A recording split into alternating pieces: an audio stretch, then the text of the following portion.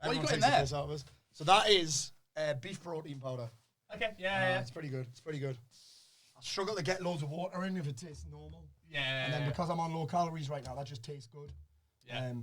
And obviously it's in a 2.5 litre milk thing. It's always the way, right? You see people with these little bottles and I always forget to have 4 litres. I'm like, well, you finished it and then you got working. Aye, and then them big bottles get full of shit on the inside. Yeah. And you need to buy another one.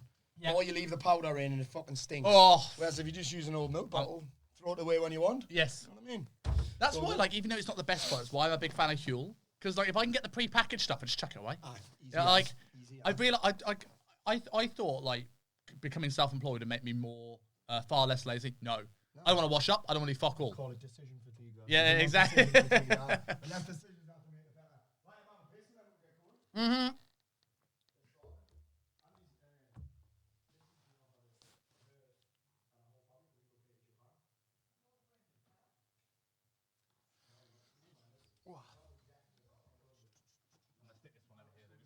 I went to my pocket now. Yeah.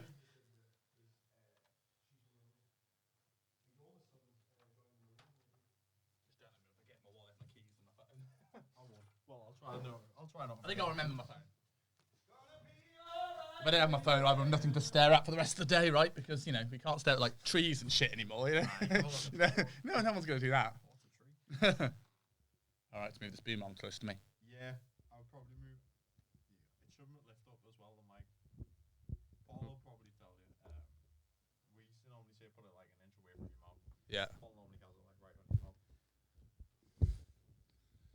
I do the same thing with my one, but fucking hell, that's a fucking jiu-jitsu grip. If I clamp that, he's done. Well, maybe if it's you, then well done. I mean, I'll take the credit.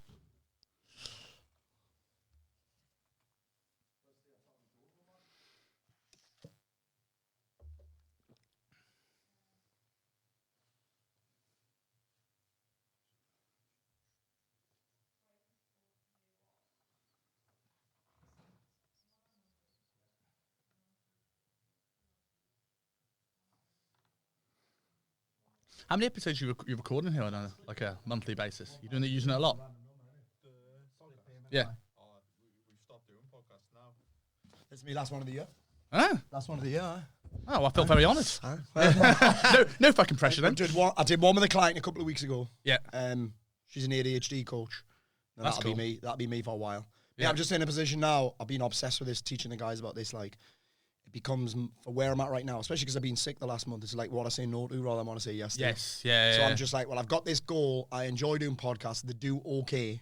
Yeah. But there's far more important things and where I could place my time, energy, and attention. Yes. Because it just becomes limited as fuck. Mate, I've learned that I'm turning more. down stand-up gigs and I'm turning down speaking gigs because I've also got I've got a book deal with HarperCollins, hardback. Nice. We're released on the 16th of January and they want me to be available for any PR. Yeah, okay. Yeah. So, and I don't want to say, oh, I've got this fucking, I can't. I mean, this is a big shout. It'll not happen, but it'll be like, hey, Paul, we've got you on Good Morning Britain. Can you go? Oh, no, sorry, I've got a fucking podcast booked in. Yes. Like, or an event booked in or something. So, Yeah. there'll be a period where the income gets hit, but Yeah. on the other side of that's big moves. But I would have happily let you do that. Like, just name drop me on Good Morning Britain, and we're all Like, square. We're all square. It's honestly, I'm cancelling so many things. I was going to put on a 2.5 day speaking course for people. And I was like, I could easily do between 20 and 30 grand on that, right? Yeah. And I was like, I had to cancel it. I looked at my schedule. I was like, I can't put that in. I've learned that so much more this year. Because like, this year I've gone through a divorce. Have you? Yeah, like the move back from Hong Kong straight into a fucking divorce. I'm just like, oh, great. Fun. So like, something Stephen Bartlett said that really resonated with me. We're started now, you know. Oh, we started. Yeah, Right, we may as well. fucking- We may as well. Well, just fucking good. say what you're going to say. Yeah. So like, I'm all for this, but I did a podcast recently with Jordan Shallow. Yeah. Aiming to talk about training. Didn't talk about training at all. well, there you go. They're all fucking good. But Good. no, yeah, he said like, if you've only got 40%, if you've only got 40% and you give 40%, you gave 100%. Yes. And that has fueled me the last that's 6 nice. months. Yeah, Of like, that's nice. what do I give energy to? Yeah. That is, one, going to drive the business forward, but also what are things like, for sake of the podcast, I've had people that have come through the podcast into my business, but it's not really an earner. No. But I just love this. I am here. So do I. Chatting to, I've followed you for probably close to a decade. Oh, shit. Right? Because through Instagram, Facebook, and then through Rob and So you Lewis. know me and, whole fucking journey. Yeah, whole journey. And do you know what's mad, Simon? Like it's really interesting. where I'm at right now, and it's from a book called Good to Great, actually, and they say the good's the enemy of great. So I'm trying to get to the next great for me, which means I'm not saying not the bad stuff, so it's not like I'm cutting things out that I don't want to do. I'm not cutting things out that I don't enjoy. I'm not cutting like boozing. Like I've already got rid of all of that shit. So anything that's going to slow me down. So now I'm to let go of some shit that I enjoy and that's comfortable to make room. I've got to make room somewhere, right? Yes. So it's like, I love speaking, but to be fair, I've got a bigger mission, and that's building a cult. I'm trying to build a cult. Speaking's great and it pays very well. Yes. But then you've got the travel and all that stuff. I'm like, is this really building me cult, or is there something like I've stopped making reels?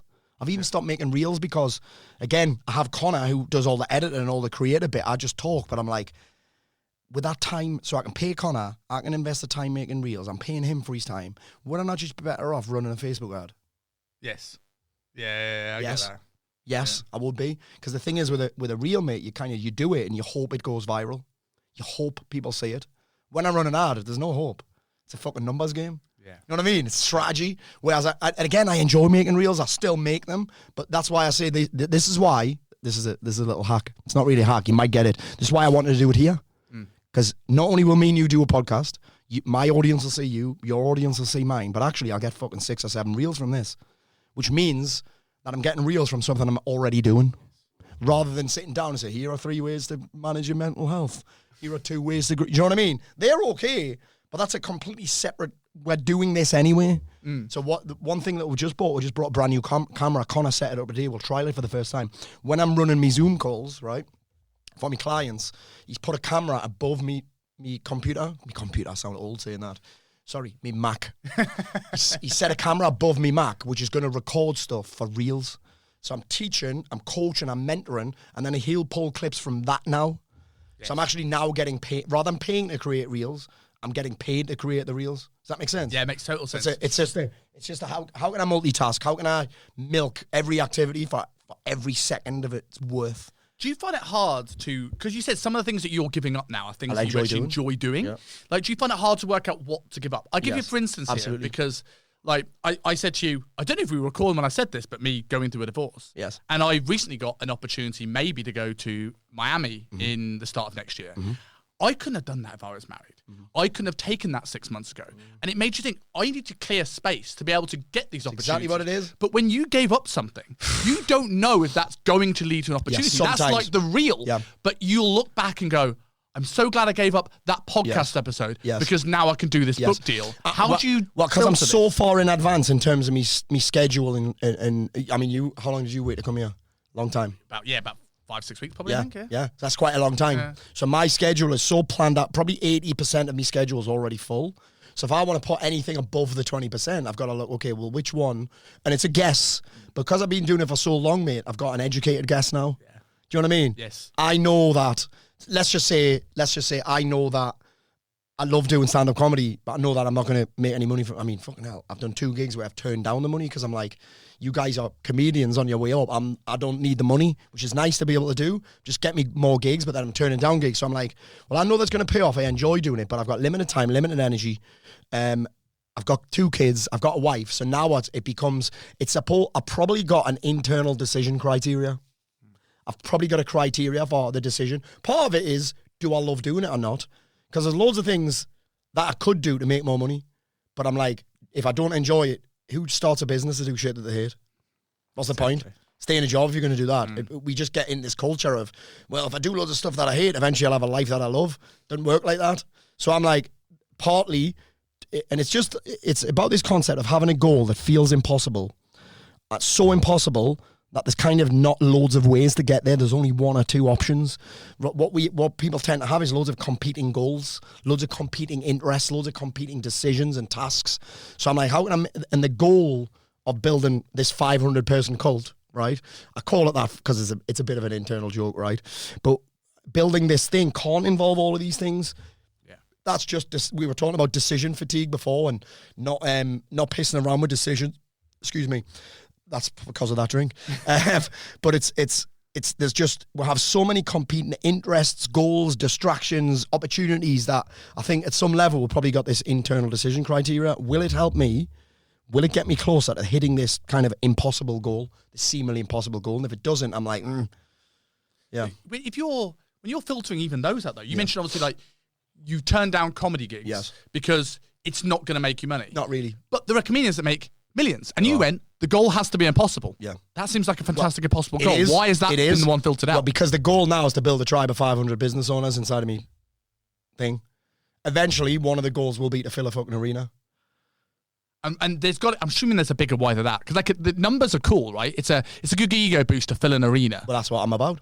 I made my first million in 2014. I love money.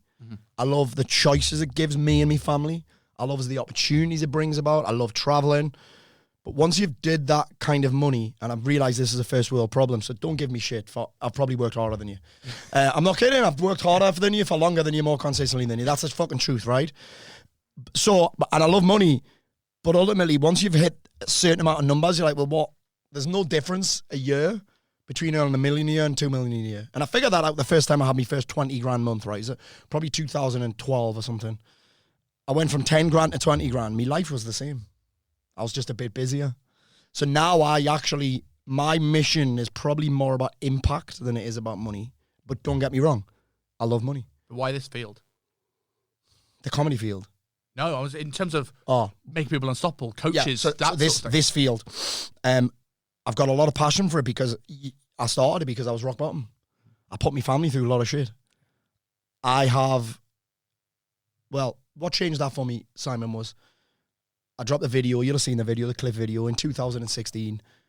I wasn't sure what would happen when I dropped it. There was no tactic behind it. And I realized there was a lot of men out there who were like me. And no one was speaking to them. And I suppose I stumbled into it, really. No one was speaking them. There were just people saying, you've just described me. No one's ever described it like that. And I was like, oh, shit. People started coming towards me. And I was like, there is something that fills my heart. This is weird. Not when a man comes and says, Paul, you've changed me fucking life. Because I'm like, well, it was you that did that, not me. I just gave you some tools and some support and some fucking a kick in the dick every now and again.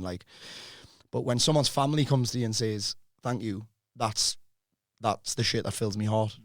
And I like performing as well. So it's partly when it's changed. You change someone's life, you change their fucking family's life. You know what I mean? You change their family's life. Where does that go? You have this ripple effect. You know what I mean? There's something very special in that. And again, I'll not lie about it. You get handsomely rewarded for it. I am of the opinion that the more people you help, the better you are at it, the more you get paid. Yes. Money is a direct correlation of how much value that you add to a certain marketplace. I add a lot of fucking value. That's why I get handsomely rewarded for it. People wouldn't stay if I was shit. People wouldn't keep coming back if it wasn't worth it. You know what I mean? I value what I do. I value my company. I value what we offer. I value the support. I value the knowledge. And so do other people. So that's the truth right there. But the other thing is, like I said before, I love that stuff, but I love fucking performing, mate. Like, you think about most people in my field do high-ticket coaching. They charge fucking 4 times as much what I charge for less. But again, I've got nothing to hide here. I love a full room of people. I'd rather have 500 people paying less than 50 people paying more and me getting more money. Again, I love money, but I love performing. I love energy. I love being around people. I love being around people that are excited about the future. And I love making people laugh. Do you know what I mean? Making people laugh is more addictive than the other stuff. Yes. That's more addictive.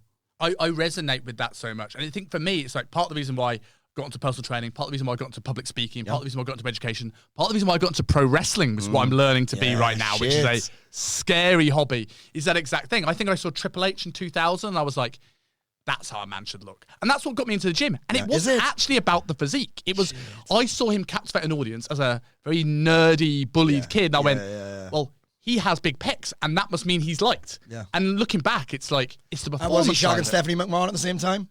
Well, when she went through that phase of being quite hot. I think it was too early. Yes, I think it was the early phase. Being like, ooh, and then she was smoking. Yes, because they got together. They got together in 1999 on screen, but they only got married in like 2002. Really? So I don't whether they in that time when I started watching whether they were together. I don't know. Probably. There's probably something. This is probably when Vince didn't know about it, which is probably why. Oh, he would have known. Vince knows everything, man. He's a fucking psycho. He knows way too much. Ah, bloody hell. But now so does everyone else now. Man, that's scary. Have you seen the Netflix documentary? I'm not even interested in wrestling. Obviously, when I was a kid was. But that documentary, my barber was like, Paul, you need to watch this documentary. I was like, I'm not watching that, man. Like, my son's never even been into wrestling because he's a jiu-jitsu guy, right? Yeah. So he's like, I remember going to watch a wrestling thing. We had a great night. He didn't want to go. He was like, Dad, it's fake, man. And obviously it is fake, right? I would say predetermined. I It's think it's predetermined. Every aye. wrestling fan says. Do you know what I mean? I like Emma went, and he ended up having a fight with his mate. He was like 10 because his mate was like, "It's real." And Max put a choke on him. He was like, "Is that real?" He's like, "I was like, well, why? How come?" He was going, "Well, how come he's not unconscious then?" But my son is so logical. Like everything's logical. He's got no there's no imagination. There's no creativity. Everything's logical, and he just knows. But we had a fucking great time. But mate, that show was amazing. I loved it. I'm trying to get my wife to watch it now. I absolutely loved it. I couldn't stop watching it. I watched it knowing all the stories that were going to come out. Oh, did you know most of them anyway? Yeah, I've become a proper nerd into the backstage stuff. I probably like that more than the actual product these days. Bro. But I watched it and it was just interesting hearing him. Yeah. I remember he was talking about Ted Turner when he was WCW were beating him. And he was like, what I was doing was competition. What he was doing was vindictive. It's like, you're doing the same thing. stuff. Yeah, he's just winning. Yeah, exactly. Yeah, he's just winning. He's evil when someone else is winning. Exactly. When he's winning, it's competition. And that's what it's like. Game. That's what you see in my space. Like, people who've got a problem with the people who are making more money than them. That's the only people they've got a problem with. Yes. I never got any criticism at all in the fitness game until I started making money. Never got anyone coming towards me, give me any shit until I started making money. Do you think that's changing, though, with the Stitch incoming generation? Because I see this all the Yes, time now I where do. people like... I see coaches that are terrified to put out content because they're worried someone's going to criticize them about their bicep curl or their chest press and someone's got more followers who's maybe originally started knocking down big players, but now has gone, I've run out of content, I need to attack this little guy. Like, no one was like, Like these I lost reaction 20 videos. Yeah, I never lost 20 kilos and then I did a bicep curl wrong and then I gained it all back. Yeah. Like, it's never happened. Yeah. So, like, what do you think of the fitness space at the moment? I know you're sort of half in, I'm half not out really it. in it. I'm not really in it. I've got no interest in it, to be fair. Has it changed? Yes. I think people have gotten a little bit, I'm not going to say lazy. I think the problem with the fitness space, do you mean the fitness business space? The fitness, Interlinks the fitness in now. general space. I mean, I wouldn't say I've got a massive interest in it. I think everything's about extremes. Probably always has been. But anyone that grows a following is because they're saying something extreme. Yes. Anything that makes a viral video is because they're saying something extreme. Do you know what I mean? Like, they're saying something controversial and they're saying something that's so far out there that it can't help but get hate or love. They've got to say something that's right. They've got to say something that's ridiculous. And part of me doesn't even know whether they believe it or not. You think of someone like fucking Liver King. He's saying all that bullshit and then he's obviously taking steroids and then he's lost his mind, by the way. Have you seen him recently? No. Mate, he's lost the fucking plot. I need to see this. He's saying, my son, he's 13, sent me a video of him and he was just talking absolute gobbledygook. Like, it was like he was on a mushroom trip while he was doing it. He's definitely done some kind of ayahuasca. He's definitely done hallucinogenics. That's way better. Yes, it is. But he's saying stuff and he was already fucking stupid. Right? A part of him was stupid. Like, obviously he's not stupid, he's a millionaire, right? There's part of him, he can't. He's like these guys off Towie and Geordie Shore and that everyone's like, they're idiots them. I'm like, well, they're millionaires. I've got two mates that did Geordie Shore, both millionaires. Like, how can you be stupid? Yeah. You can't. You might portray stupid, but now I'm like, what's he talking about? So the fitness space, the whole thing is about how extreme you can be. Yes. Mate, it's the same now when you're raising money for charity. You've got to do the most extreme thing. You can't just run a half marathon and raise money for charity anymore. You've got to run 7 in 7 days. You've got to run across you've got to run the orbit of the earth. Like, you know what I mean? You've got to run but it's just about anything that's viral is because it's something fucking extreme. Full stop. Do you think the word misinformation then is actually not as bad as people claim it to be? Because I hate the word, because I think a lot of people that claim misinformation don't know the information to put a Well, they just don't agree with what someone else is saying. Exactly that. That's all it is. Yeah, exactly. It's like when you think about the concept of haters, I'm like, are they really haters or they just don't agree with what you're saying? Do you know what I mean? Like, so that's all I know. The fitness business space, no fucking idea either. It's not when people say like, who do you follow and who inspire? I'm like, I'm creating. I'm not a consumer really. So where would you say? Because I followed your work for probably close to 10 Yeah, years, that's mad. right? See, if it's 10 years, you'll have seen me from fucking fat rock bottom to what we're doing now. Yes. Yeah. And we've gone through like your first business to coaching to fitness products to business products to men's health products to Yes, so what I'm doing. talking about the right bipolar now. a lot more. And Yes. so what would you consider yourself? I suppose it close to a life coach, but I don't know how you're your own little unique bubble in itself. Your own unique little niche. Yeah. So what's your 'Cause it's elevator not- I wouldn't pitch? even call it men. People are, there's this new term called men's work now. Yeah. Like, people are like, do you do men's work? I'm like, well, kind of. So my elevator pitch is I work with married. Sounds quite dodgy. It doesn't does, Men, aye. though. It You're a does, red aye, boy. aye. It just sounds like a circle wank. Everyone just wanks each other off and talks about breath work. At least no one would hear you scream in this room. So my work, I would say, here's what I like to say instead. I'm like, I work with married businessmen who need to get their shit together. That's it. Mostly, and again, do you only work with married businessmen? I mean, no. That's just who I'm best at teaching. Because part of me is a coach, which means that when I'm coaching, I'm not giving advice. But then I'm like, I also have this steadfast rule is I never give advice on something that I don't have first-hand experience of. And I've never been a woman. And I haven't had a job for 24 years. So I'm not going to give you advice on those things. I'm terrible. Paul, I'm looking to start a side hustle. What should I do? I'm like, I don't know. I've never had a side hustle. I mean, I kind of have the hotels a side hustle, they're not really side hustles, so it's all part of being self-employed that. Yes. But I've never had a job and try to start a business at the same time. I'm the guy that's burning the fucking boats. My wife panics every time I come up with it. I've got an idea. She's like, fuck. Because she's like, are you going to burn this entire thing to the ground? I'm like, kind of.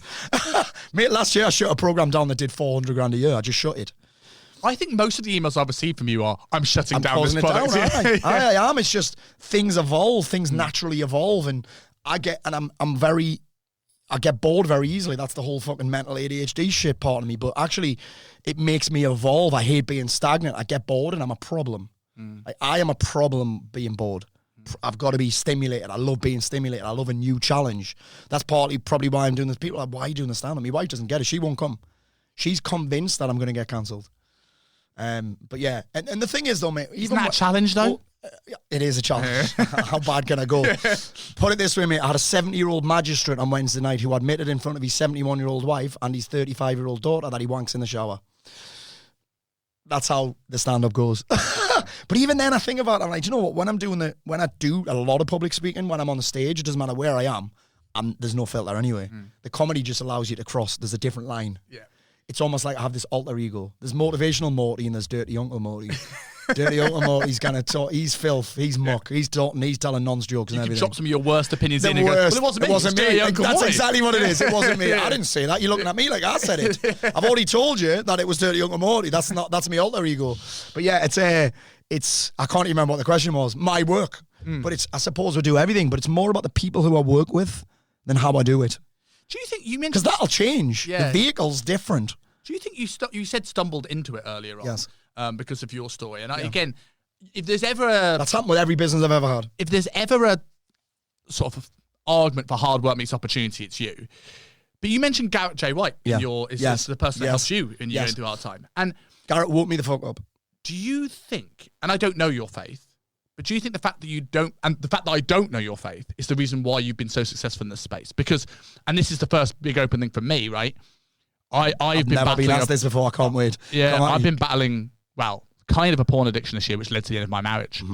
And one of the difficult things that I found trying to get help from this, it's always find your higher power. And I'm like, what the fuck are you talking about? I don't have a fucking higher power. And this is why things I see people in Sex and Alex Anonymous meetings. It's because you're English, bro. It's because you're English. But I go to like SLA meetings, and they're like, and they've got this sort of like, they're all getting this help, and I'm just like, this sucks.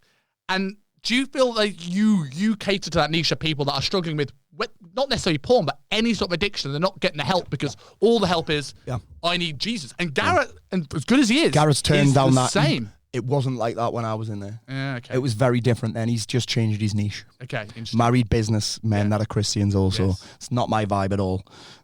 Now, he has, and I remember, I learned this in 2020, right? So I've done a lot of work with Dr. John DeMartini. He's fucking amazing, John. Great crack as well. He doesn't come across as great crack online, but his banter is sensational. But you don't see it unless you're in something. But when you're around someone, he's got this persona. It's not even a persona. He's just posting clips on the internet. Yeah. Do you know what I mean? He doesn't get but he's fucking hilarious, mate. And filthy, by the way. This is what I love about podcasts when you learn this. I love talking about shagging. And then he'll go like, do you know what it is? The people that talk about it the most get the least. He said, and that's true. So he's talking about it all the time. Anyway, so Dr. John said to me, and this was on his course to breakthrough experience in 2020, right before lockdown in Dublin. He said to me, Paul, would you consider yourself spiritual? I'm like, no. He said, well, do you know what spirituality means? I'm like, no. He said, you're on a mission. That's your spirituality there. He said, you're a man who's on a mission. If you have a mission, he calls it the talus or something.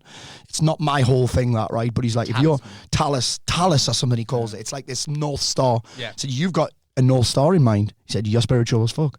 And this is what I work with men. What they all have in common is they've lost a sense of purpose. That's all I think that higher power is, a sense of purpose.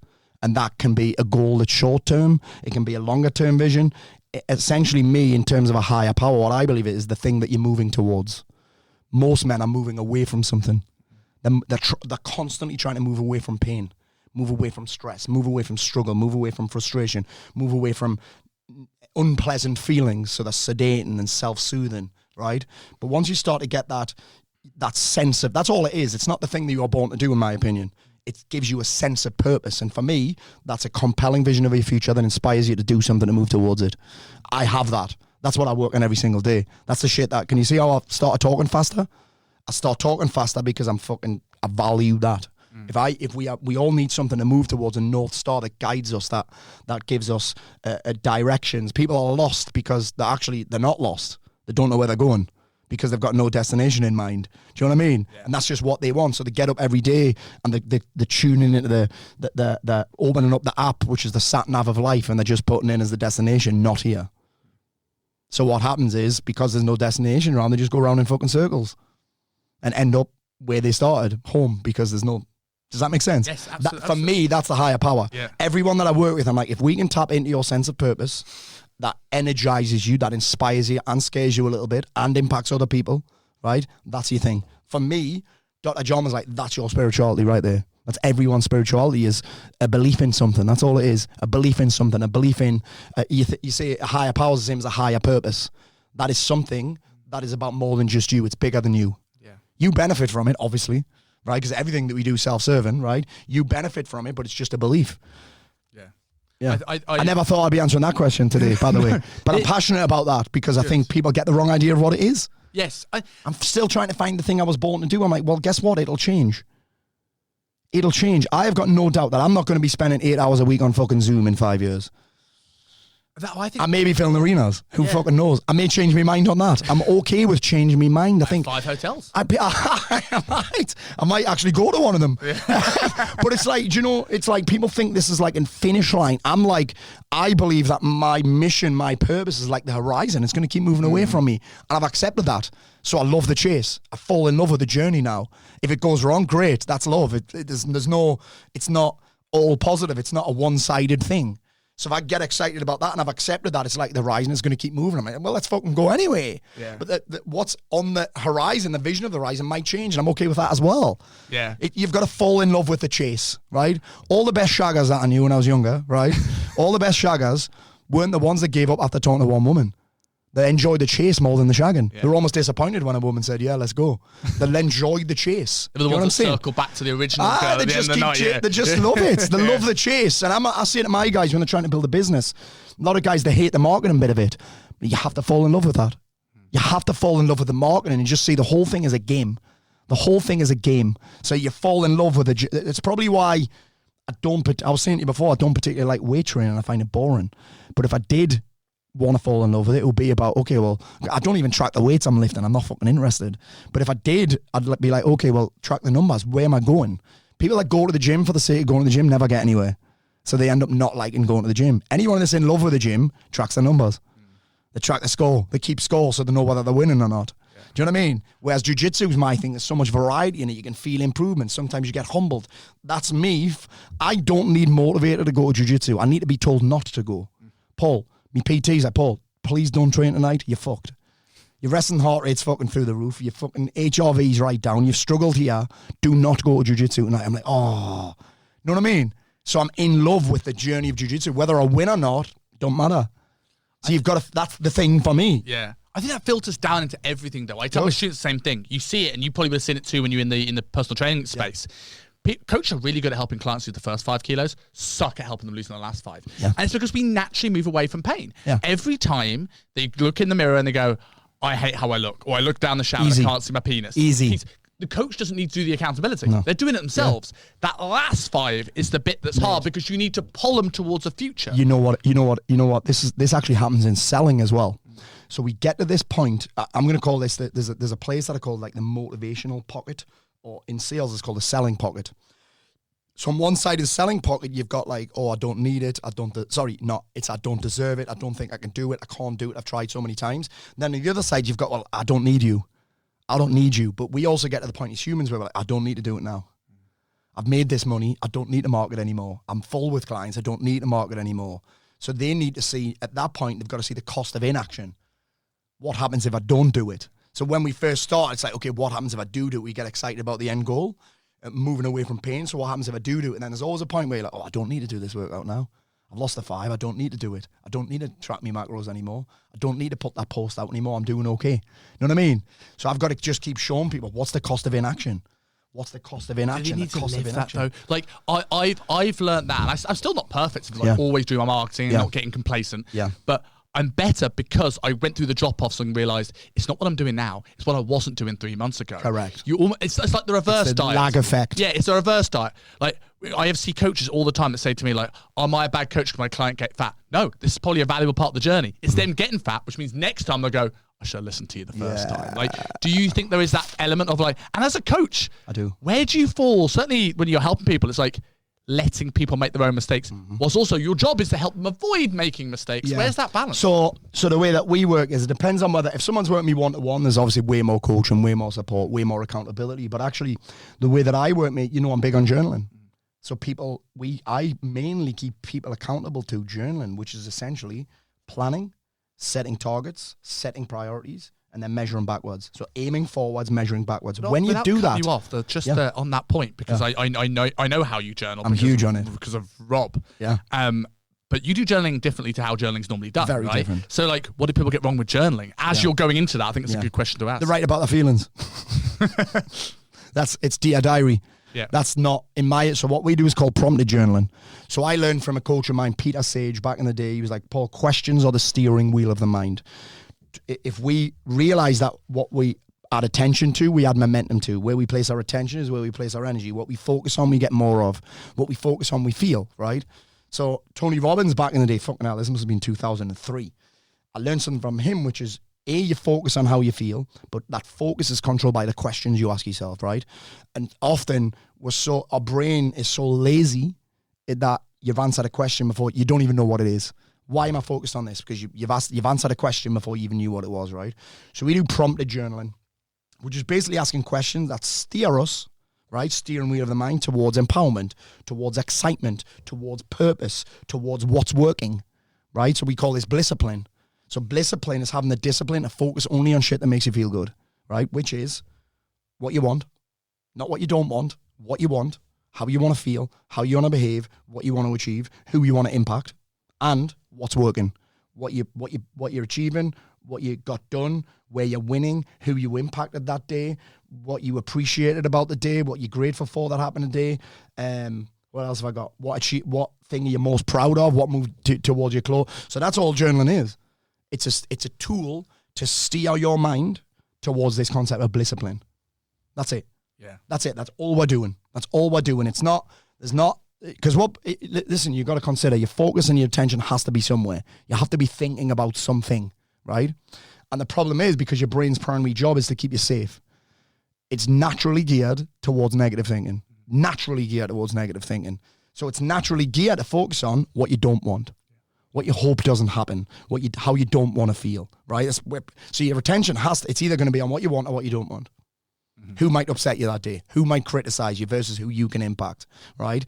And then on the other side of that, your brain will naturally be focused on what you didn't get done, what you failed at, what didn't work. There's nothing wrong with those questions, but if you don't interrupt that, we would call it a pattern interrupt, or we don't get in the way of that, we don't kind of fucking halt that, then it's naturally just going to keep going on to what you don't want, what didn't work, what you don't like about yourself, the worst parts of yourself, the lift that you didn't make, the submission that you got hit with, not the one that you did. Do you know what I mean? So I suppose we're just interrupting that whole pattern. Are so different if you don't have that guiding star, if you don't have that direction. Yeah. Because if I've missed something or I didn't do something, I can either feel down about myself or it's feedback in order to help me find that. One of the questions is this, and this goes off what I'm saying. But it doesn't mean you shouldn't pay any attention to what's not working. Because if you don't pay attention to what's not working, guess what? You'll keep doing it. If you don't, for me, there's nothing wrong with failing, but there is something wrong with not knowing why you failed. Because then you'll keep doing it. It's the same as, it's great that you hit a goal, but if you don't know how you hit it, then you can't repeat it. You know what I'm saying? So one of the questions that we ask is, what's one thing you could have handled better today? Right? What's one thing you could have handled better? Not one thing you failed at, what's one thing you could have handled better? But then there's a follow-up question. How will you handle it better next time? Because it's going to pop up again. So it's actually just about you win or you learn, right? That whole cheesy shit. But actually, it's such a great question, that, because it's like setting an alarm clock. Setting an alarm clock. If this happens again, oh shit, I wrote that down yesterday. This happens again, here's what I'm going to do. That's it. Yes. Yeah, that makes sense. So the journaling thing, mate, people say, what's the number one thing you change your life? I'm like, journaling. Here's why. It takes no effort. It's not inconvenient. It's easy. It's simple. It's once you paid for the world's most expensive journal, it's free. It takes a pen and a fucking piece of paper. If you can't be asked to pick up a pen and piece of paper, you've got no fucking right to say, I want to change. Fuck off. Do you know what I mean? And when my guy's like, oh, I didn't journal smart, what were you doing instead? Guess what they're doing instead? Looking at that fucking phone. That's the truth. Show me your screen time. And we're looking at the phone, because that's what we do in the morning. I think the stats are something like 83% of people, maybe 73, the first thing they do in the morning is check the phone. And it's hard not to do that, because you want an instant dopamine rush in the morning. So I'm like, I might not better get me dopamine rush with discipline. What do I want? What do I want to achieve? Who do I want to impact? It's my favorite question, that. What am I most excited about today? Guess what happens? As soon as my brain starts looking for references about what I'm excited about today, it starts to get excited. I start to create a feeling on fucking demand. You know what I mean? And excitement for me is fucking intoxicating. I suppose there's like when someone, let's say, joins Unstoppable, and there's that first 3 it's to 4 awkward as week fuck. period. Women are straight into it. Yeah. Men are like, what the fuck is this? Yeah, and I bet they like... They've never written for 20 years. The hand cramps up straight away. It's like, I wank 3 times a day and I don't get this, but holding a pen, that's just too much. Weird. I just like holding the tiny little micro penis. Well, that's why I never cramp up when I'm but like from that, it's like, how do you get people over that hump? Because I bet when they experience that first, oh my God, I'm starting to get into this. I'd say answer these fucking questions. That's it. I wouldn't even like to call it journaling. Yeah. So on the front of the planner, they often see the word planner. Sometimes they use the word planner. Yeah, okay. So it's just a little reframe, because the word's been bastardized a little bit. It's like the word meditation's been bastardized a little bit. What I do love about what we're calling meditation now is Huberman came in with his whole non-sleep deep rest. Yeah. He's NSDR. Yeah. Like, that's the same as meditation, and it's the same as napping. Yeah. So now we're reframing it as that. Did you get your non-sleep deep rest in today? Yeah. It's beautiful. So journaling almost needs a new name. I'm like, just answer the questions. That's all it is, answering questions. Because again, you saying the journaling thing, it feels like Dear Diary. To write down how I'm feeling today. And my memory of that was fucking hell, when I was rock bottom, the amount of fucking ists that I saw, every ist going, that were like, oh, have you tried keeping a mood diary? I'm like, what? So I can remind myself of how fucking shit I feel all the time. How do you feel today? Shit. How do you feel this afternoon? Worse. How do you feel today? Shit. Like, what's the point in putting me attention on what I don't want and how I don't want to feel? Do you think the problem with men's mental health is that men don't talk enough? I don't think it's the reason why men are depressed. Why do you think that is? I don't think that men are depressed because they don't talk enough. Because talking doesn't cook fucking rice, mate. I don't even know who said that. I think it was Bruce Lee. Yeah. I think talking can help. I think talking can make you realise that you're not on your own. But if your habits don't change, your thoughts don't change, the talking was fucking pointless. The amount of people that you think about it, how many times have you promised someone that you do something and never did it? The talking did fuck all. Sometimes it can feel like a weight off your chest. But what are you even saying? I think it's a cop-out sentence. You know, when like people go, so do I. Like, it's... Not talking is not the reason why you're depressed. So how is it the thing that's going to fix everything? It's like, not to... I think it was Chris Williamson's podcast that was talking about this, like, but it's... No, I think it was the Tin Men. I don't know to quote it properly, but like the problem it seems like a cop-out talking. It's sort of like if women have a struggle, we change society. If men have a struggle, they need to change themselves. Men don't go to the doctors enough. Men don't talk enough. And I was like, well, the problem I find, should men talk more? Sure. And I know from this year, in going, there was a point in this year where the business had a big drop off. My wife had just walked out. I was struggling to pay rent because I now have double the rent. Let's go, come on. And all these things were like battering me. And I'm a naturally talkative person, as you probably already gathered. I will talk about my problems. I'm not that struggle. But in that point, I'm just trying to keep my head above water. I'm not thinking about talking. I'm just thinking about surviving. And talking you need to have is on the fucking phone to close some deals, bro. Yes. Yes, and ironically, that was the thing that slowly got me out of it. But in that moment in time, I thankfully have done a lot of the self-work before having that time where I was self-aware enough to know I wouldn't do anything stupid. But I in that time, I couldn't have taught, and I understood for the first time why people do. And I also realised if I could come out the other side without doing something dumb, it would have been a forgotten time, which means so many men go through these and don't get the help they need. And I don't think the responsibility should lie just on the people that are struggling, but that community of people outside of them to actually go and check in and actually go, how many people when you're going through a hard time go, if you ever need to talk, I'm here. And maybe once they'll happen to talk. What do you say? What do you even say? The third or fourth time, they're not listening What do you anymore. even say? Yeah. What do you even say? Like, people like talk about what? What do I say? Yeah. How are they going to react? How do I know I'm going to get their actual support? How do I know that they're going to tell me to man up? How do I know they're not going to mollycoddle me? Also, when you talk, what do you talk about? The past. Do you know the past that you can't change?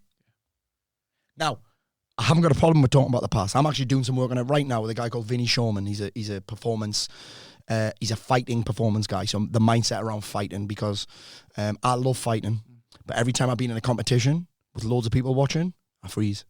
So I'm competing in the Brits at the end of next month. Well, up to now I am, but I've been sick for ages. So for a man that loves public speaking and doesn't freeze in these moments, I can't talk my way out of a fight, can I? You know what I mean? Yeah, true. And I don't freeze when I'm fighting in a gym when no one's watching. So we're going through this talk now where we're talking about some things. But what we're trying to do is, the reason we're talking about the past is we're trying to reframe it. We're trying to be like, okay, that happened and it's good because. So it's actually about taking a lesson and reframing it, not as bad, not as negative, but actually, do you know what? I'm so glad that happened.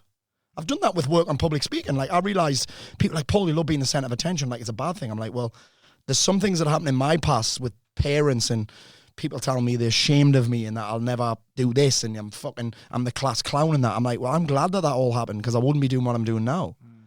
If I was given more attention as a kid, there's no way I'd love being on the stage. I wouldn't feel the need to do it. Know what I'm saying? Do you think that's why you became funny? Fucking right, aye. It is. Making people laugh. I'd have probably realised, if I'd have done the work soon, I'd have probably realised, actually, I did love making people laugh at school. But if I'd had different guides I'm glad I didn't, it's fine.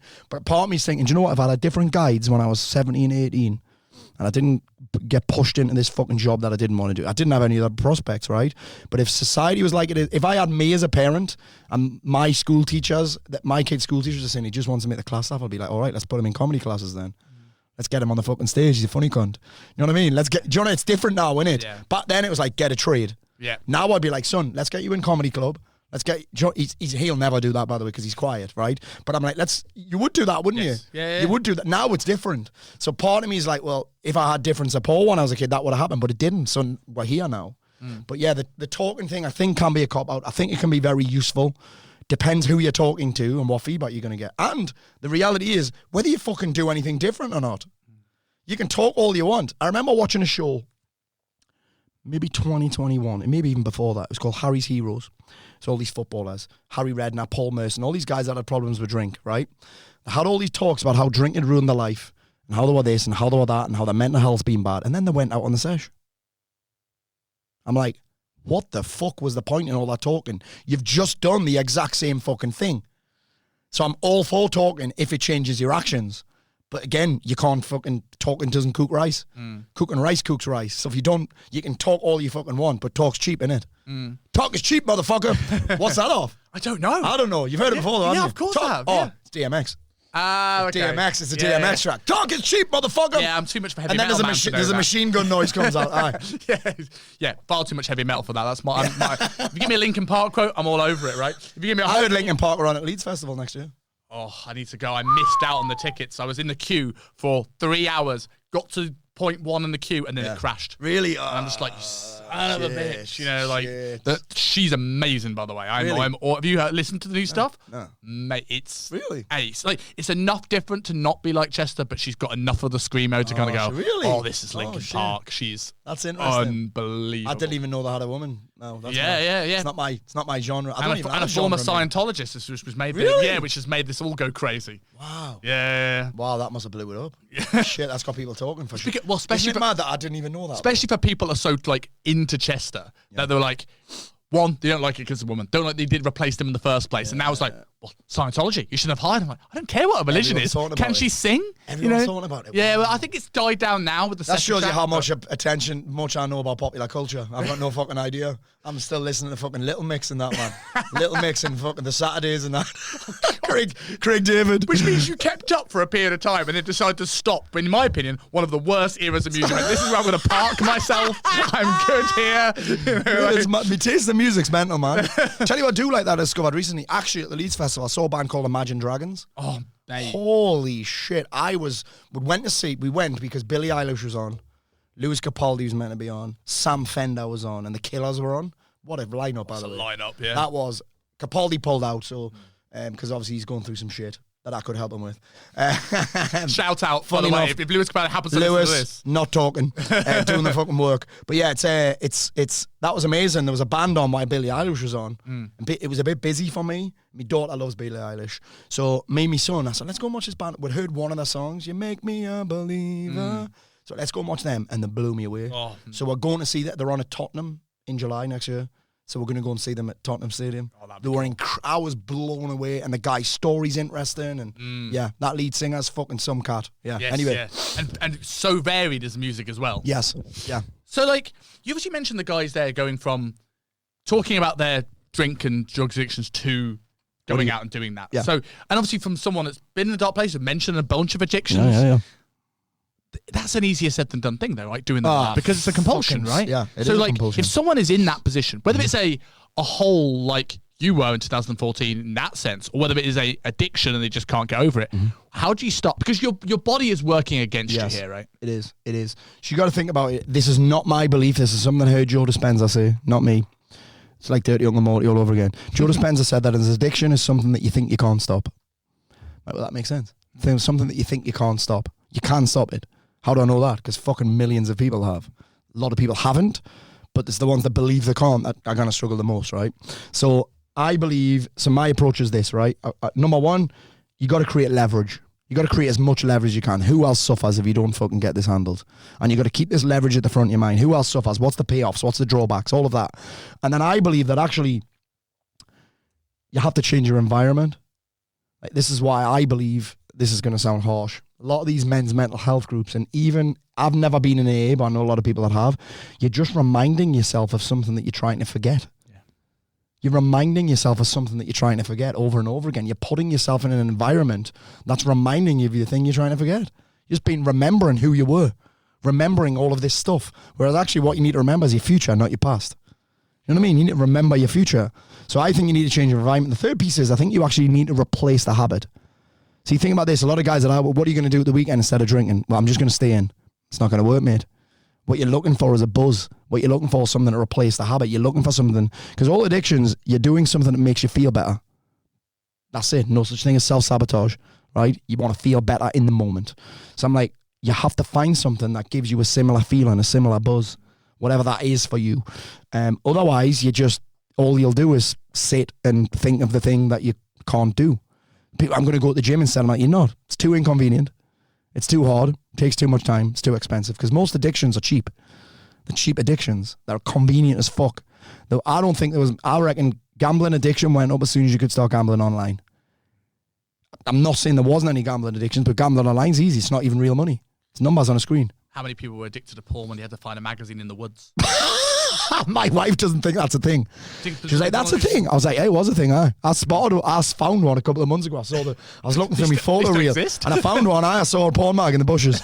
Yeah, porn mag in the bushes. I was like, wow, I felt like fucking Marty McFly. That is someone with a porn addiction that's trying every angle to give up, right? I'm going old school. Ran out of credit on the phone. Yeah, I bet that a big bush of pubes as well.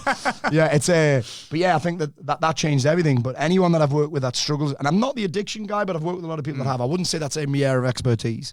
Yeah. But I've worked with a lot of people that have been addicted. I mean, I've got a guy in my program that I've got a couple of guys that were addicted to gambling. They've fucking nailed that.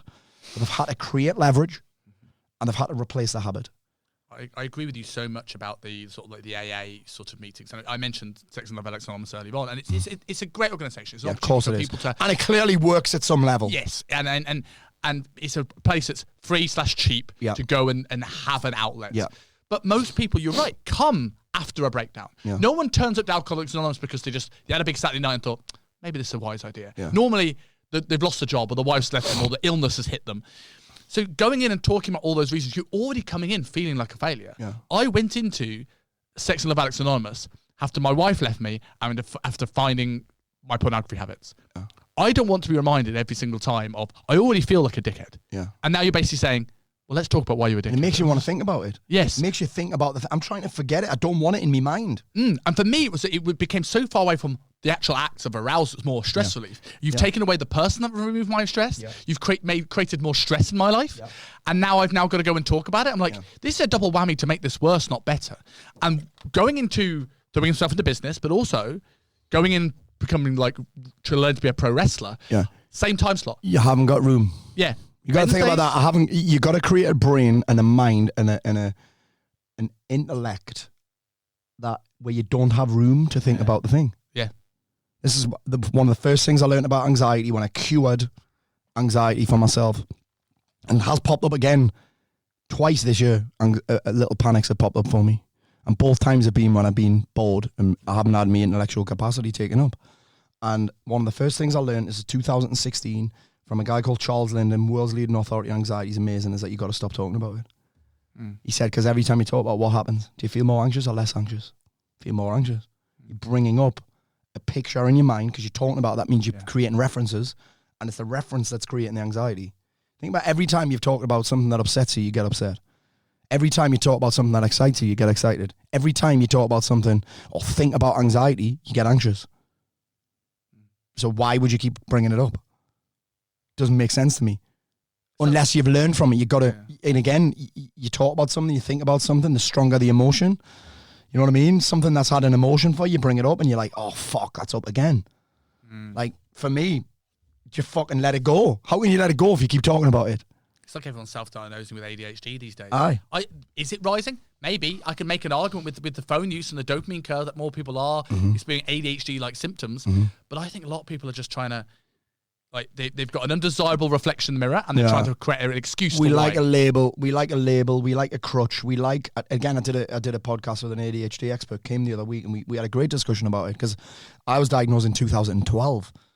I didn't even know it was a thing in 2012. I got diagnosed it. Now, the challenge was that they quickly moved me from being ADHD to bipolar. I was misdiagnosed. I had a conversation with my doctor friend about it recently. He was like, well, if you're not taking meds, you've been misdiagnosed. And I'm convinced that it's ADHD. High energy all of the time, right? Struggle to, and again, I have mastered it. I would say I've mastered it because I also believe that I only have attention deficit disorder around things, topics, subjects, tasks that I have no interest in. Funny that, isn't it? But then there's things that I have attention surplus disorder in. Anything to do with football, anything to do with personal development, anything to do with jiu-jitsu, many things to do with business. I get obsessed with them. So I think about them a lot. I talk about them a lot. I'd start a conversation on football, even if you don't like football. Not interested. Like, I'm so passionate about it that I get attention. I can't stop thinking about it and talking about it and reading about it. I can retain ridiculous amounts of information on it because I have attention surplus disorder. Ask me about maths, no clue. Yeah. Ask me about something I'm not interested in and try and get me to pay attention to something, I'm out. Exactly, because my wrestling has come up 3 or 4 times. This is my equivalent. There you go. That's what I mean. You value it very highly. I learned that from Dr. John. So we had this interesting conversation that she said something that was amazing. It wasn't a label. It was something that it was just understanding. Oh, okay, that's why I'm that way. And it's not bad. You just realize, oh shit, that's why I'm like that. There's nothing wrong with me. I'm not broken. I've just got this. But again, I think you're right. It can become a crutch. It's a balancing act, though, isn't it? Like, I remember when I did a call with, when I had on this podcast, I had Kieran from TMP, and I mentioned me having an adult diagnosis of ADHD, and the first thing was, congratulations. I thought, I love that. Because it's a set of tools that allows you, like, either now focusing, like talking about anxiety, addictions, illness, and mental health. I don't want it reaffirmed all the time. Yeah, I'm not talking about the struggles I'm facing. I'm not talking about the attention deficit issues that I struggle with. I spend more time talking about the hyper-focus, right? How can I systemize my strengths so I can spend more time doing that stuff that I'm really good at? And how can I get someone else or outsource or systemize? I delegate it. A team, right? I delegate or delete it. Yes. I don't. And again, I've talked about money before. I could make way more money. I'd make me way more profit not having as big a team. It's not stressful to me having a team because they do all the shit that I hate. They do all the shit that I have no interest in. They do all the shit that I wouldn't be able to concentrate on. They do all the shit where I'd have a deficit. Probably. But like you might, but also the reason why you potentially make as much money as you do is because you're free to do the things you do a lot more than you're doing now. Yes. Like, and it just so happens most of the things that I do are the things that get me handsomely rewarded. Yes. The talking. On that note, because there's things, again, that from a man that's gone through big confidence knocks to someone that comes across pretty confident as a whole, right? Another big buzzword is imposter syndrome. And I know there is two different sides to this. There are people who go, you feel imposter syndrome because you are. I'm not entirely sure about that. And there are people that generally, like, they don't see the world. Maybe it's the negativity bias in the way that the world sees them. What's your take on this? Tell me this. Tell me the, what would you say, or what have you heard talk about the symptoms of imposter syndrome? Sounds like some incurable disease for a start. Yes, it's a sounds like you fucking... Yeah, do you want some cream for that? Who did you catch it off, by the way? Yeah. Slag. But what are the symptoms? I think there's two... I think both things I labelled there were right. People that have enough proof that they are what they say they are, and there's some form of... Do you know the word? Discomfort. You're uncomfortable. Very uncomfortable. Why is that bad? It's good. I agree with that. It's a sign that you're growing. Yes. You don't get under if you want to get stronger, you don't get on a bar under a bar that you're comfortable lifting, do you? You know what I mean? If you want to grow muscle, you don't lift the weight that you don't get fitter by doing the distance that you're comfortable at. You don't get fitter by doing you don't get better at jiu-jitsu by rolling with people who you're comfortable rolling with. You roll with people those periods of extreme discomfort are where you get the most growth. So the fact that you're feeling this, that's all it is. It's often extreme discomfort. You're very uncomfortable, very awkward. Why is that bad? It means you're grown. It means you're about to get to the next level. It means you're doing something that's hard. That's all that is. I feel like I shouldn't be here. Yeah, but you are. You're just uncomfortable where you are. Guess what? Most of the time it's because you've never been there before. Why the fuck would you be comfortable there? You wouldn't be comfortable there. You know what I mean? It means that you're doing something hard. It means that you're challenged. It means that you're difficult. It means that you're under a heavy bar. It means that you're rolling with someone better. It means that you're running at a pace you've never run at before. It means you're at a distance you've never been at before. It means you're on a stage in front of more people that you've spoken in front of before.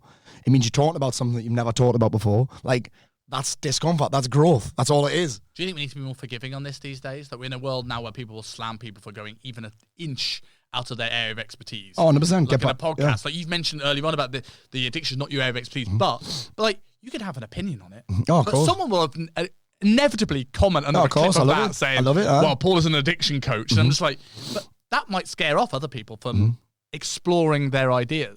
Do you think we need to be more forgiving on that note? Well, that's just fear. That's just fear. And that's, for me, fear is the cost of entry to the next level. Fear is the cost of entry to everything you want.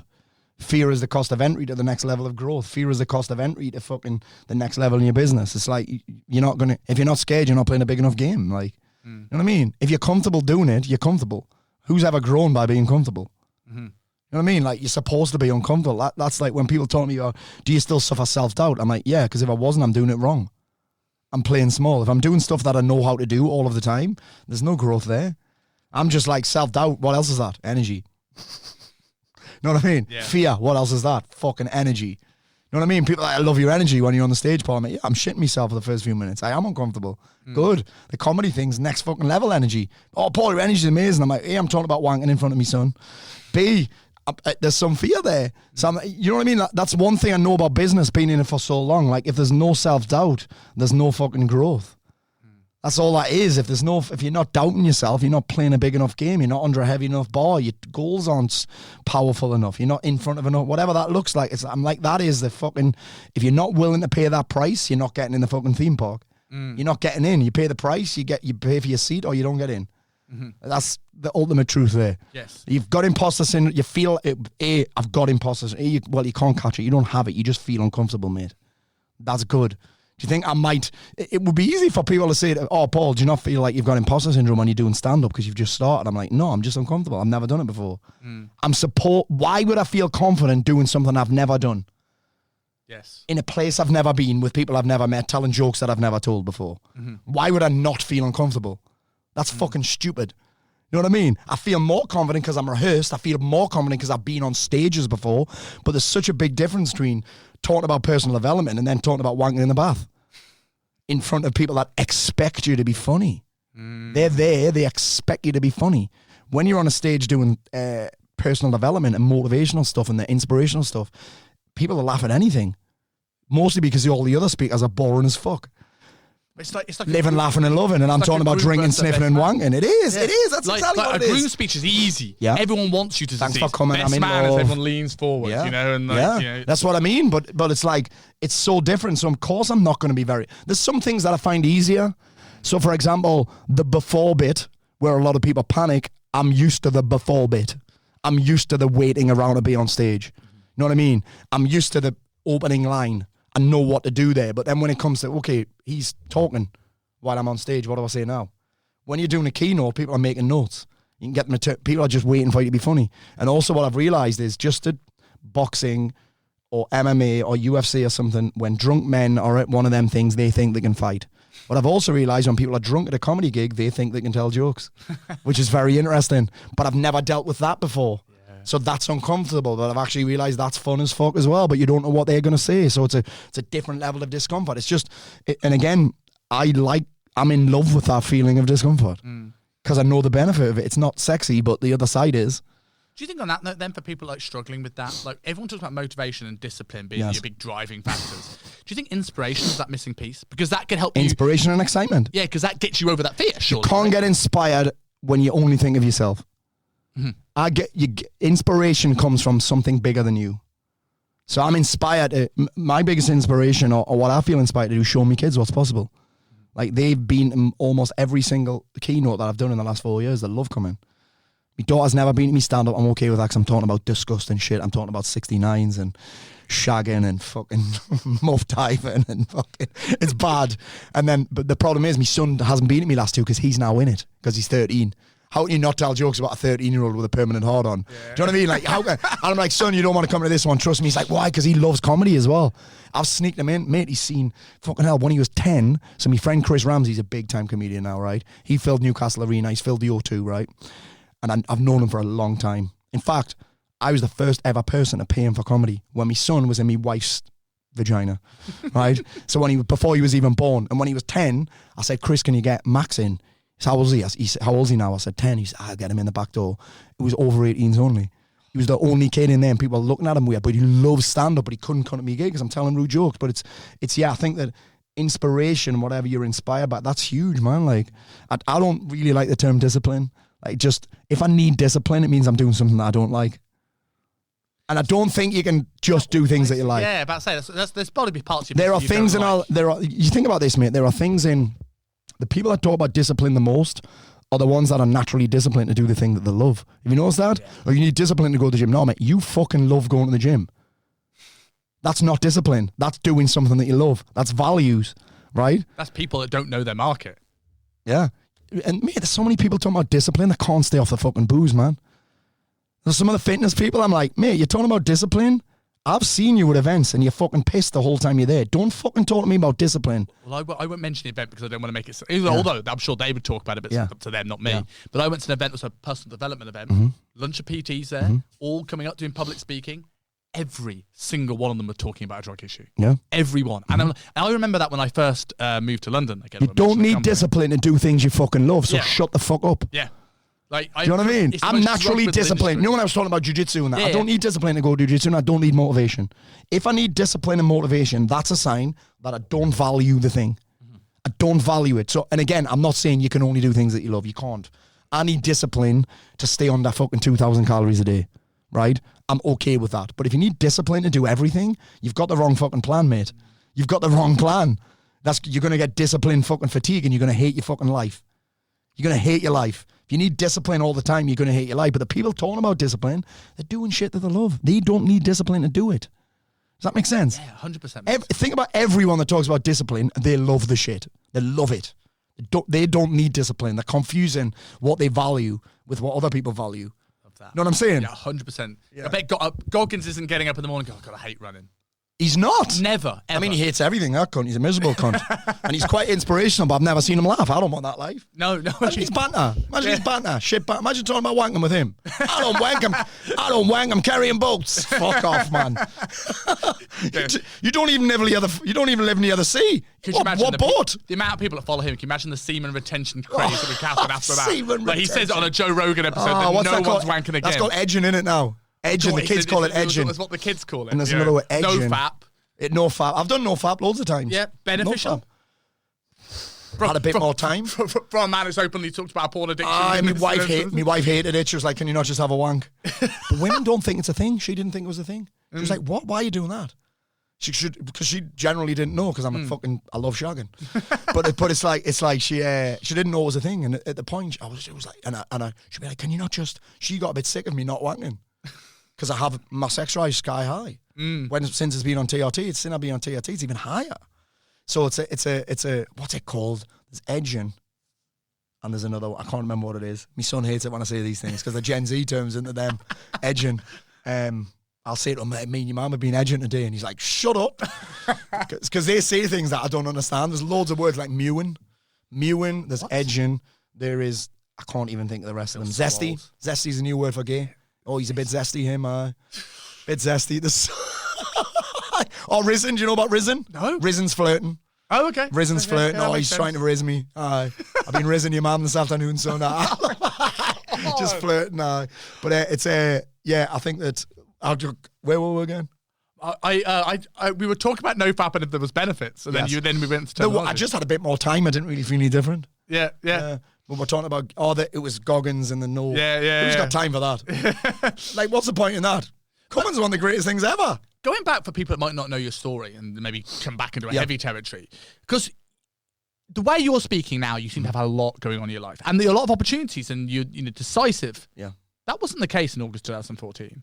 What okay. talked you off that ledge? Because you weren't in this mentality then, right? No. I had this part of my personality that I was scared to let out. Actually, the funny stuff, because I was a serious businessman. I'd let anyone into my life. It was just a bit weird for me. I was trying to be the tough guy. I'd cover it up with a bit of humour.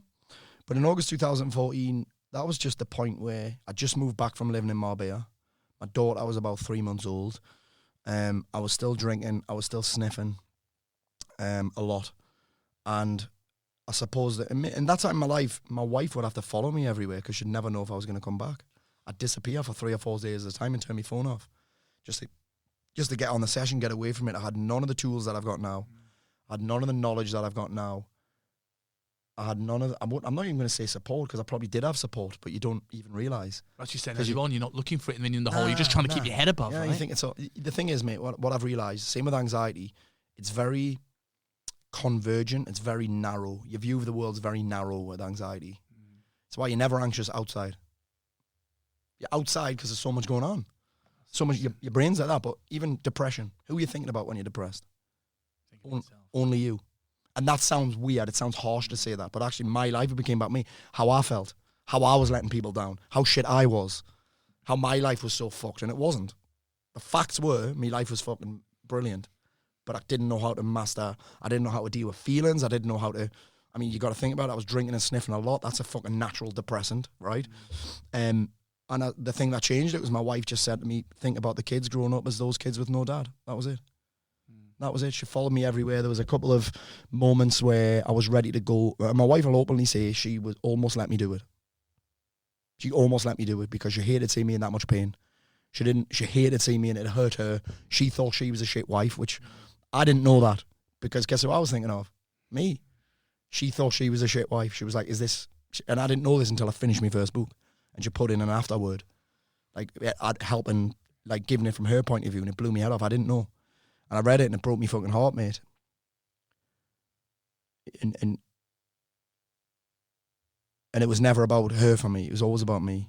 And then those words, just think about the kids, and ironically, they'd be better off without me. I was horrible to be around. I didn't want to be around them. They were an inconvenience to me. They annoyed me. They triggered me. They pissed me off. They were loud. Fucking hell, they were 1 and 3 at the time, probably. That's hard. That's hard. People forget about that. And mate, I wasn't even... Leslie did all the work, not me. So when she said, think about them growing up as with no dad, then that was like a massive kick in the testicles.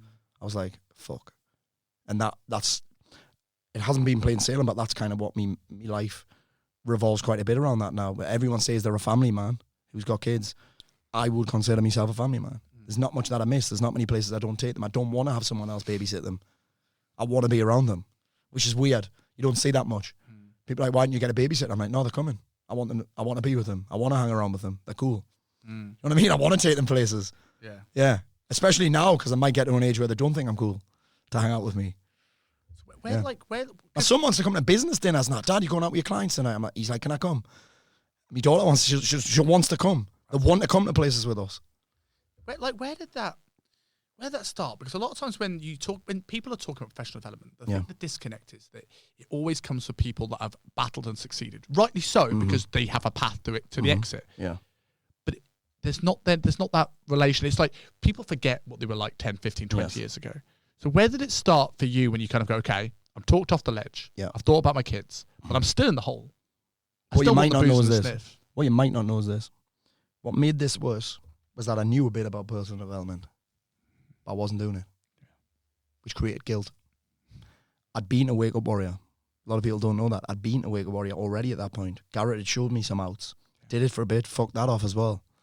So then I had the shame, because part of me was like, well, I don't know how to get out of this. I don't know what to do. But then, so I was doing my best with what I knew. And then I knew more. But I wasn't doing it, which actually, I'm not going to say that made me worse. I made it worse. Because I can't blame the tools. Well, now, personal development made me life worse. It didn't. I made me life worse because I didn't fucking do anything with it. So I clearly wasn't in enough pain. It was clearly drinking and sniffing was more important to me than changing. Clearly, no matter what I say. Because your actions display what you're most committed to. At any time. Your life will demonstrate what you've been most committed to. Your actions now will demonstrate what you're most committed to right now. And I was more committed to obviously fucking escaping. I was more committed to soothing and sedation. But yeah, that was and I remember a second moment, because there was all these moments where that had a wake-up call. So Garrett woke me up. Leslie's words woke me up. The next thing that woke me up, as I remember, it was Christmas Day. Christmas Day, 2014. We're living on Greenside Drift. Funny enough, my daughter's best mate lives like 2 doors away from where we used to live, which is wild. I've got to drop her off there tonight. It's always a bit weird driving past that house, because I only have bad memories of that house. Only bad memories. And I remember Christmas Day, the night before, this is horrific actually, the night before was Christmas Eve. I'm building a train set, but I've been out with the boys in the afternoon. I'm too pissed and too full of sniff to build it myself. My dad has to come round. And my dad didn't say anything, and he still hasn't. But he was looking at me in a way like, what the fuck are you doing? You know what I mean? Didn't say anything. We didn't have the discussion. We still haven't. But that was like, oh, made me feel worse again. I made myself feel worse. Not my dad, me. And then the next day, Leslie goes to her mum's for Christmas lunch with the kids, and I didn't go. I was on suicide watch at the time. So the suicide watch team, a girl called Donna, spent Christmas Day for a few hours with me just to make sure I didn't do anything stupid. And I remember she was like, were you drinking last night? I said, yeah. And she looked at me again in a way she didn't say anything. She looked at me in a way which was like, she looked over me at the top of her glass, over the top of her glasses. Like my mum used to. She still does, I swear. My dad came to see me stand-up act recently, and there's a joke about my mum in there, and he was like, I basically said, oh, my mum couldn't come tonight, but my dad said it's like that every night. And my dad told me mum about the joke. She said, I heard about the joke, and she looked at me over the top of the glasses. But Donna looked at me in a way which was like, you need to get a fucking grip. She didn't say it. She didn't. It might not have even been her intention. So that was another little, what the fuck are you doing, mate? Do you know what I mean? And as a man, I believe, me personally, I don't need the arm around my shoulder all the time. I love praise. Like, I get praise, but I don't need to be mollycoddled. I need to be told the fucking harsh truth. I need a rocket. I need to kick up the fucking arse. I need a kick in the dick. I need to be fucking woken up. And mollycoddle didn't wake me up. Everyone had tried that. Tell me how great I was and how great my life was and how cool I was and that. Like, I was getting so much smoke blown up my arse, I thought I was the fucking king of the dickheads. But honestly, those wake-up calls, those people would call them light bulb moments or life-changing moments, were all as a result of feeling a little bit worse, actually. Do you know what I mean? Even now, I think right before you're about to level up, things always feel worse. Doesn't matter what area. Things always feel worse right before you're about to get better. Right before you're about to get a next level, something bad happens. I always think I had this great analogy that was told by Dr. Pat Davidson when he came on the podcast. He was like, he was talking about battling to addiction, so he didn't talk about training at all, which went off a big tangent. He talks about, like, he looks at life like a mountain. There's dark sides and shadow, and there's light sides on the other side. Yeah. When you first go to a dark side, it feels like it's forever. Yeah. And then when you first go through a light side, you get complacent because it feels like it's forever. Yes. As you go up, the dark sides and the light sides become shorter. Yeah, that's nice. And it's just that awareness of that's going to come, so I'm now going to get Oh, my well, that's such a great thing that you're saying there, because again, Dr. John, the work that I've done with Dr. John is there's no upside without a downside. There's no positive without a negative. People know it the other way around. Or there's no negative without a positive, but it's actually both. There's no positive without a negative. There's no benefit without a drawback. There's no win without some kind of loss, right? There's no fucking... That just all goes hand in hand, right? So I know, it's why I never get too carried away, too emotional when something's going well.